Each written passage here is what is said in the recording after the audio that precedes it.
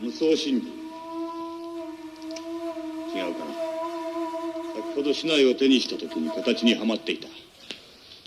一つ教えていただこうかな。江戸へ立ち返ってから無料で体がなまっている。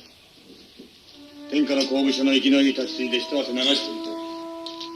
お願いできるかな。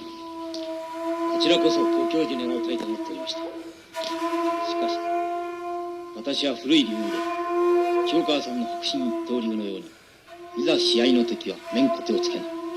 いかがでしょう。これは面白い。それでいこう。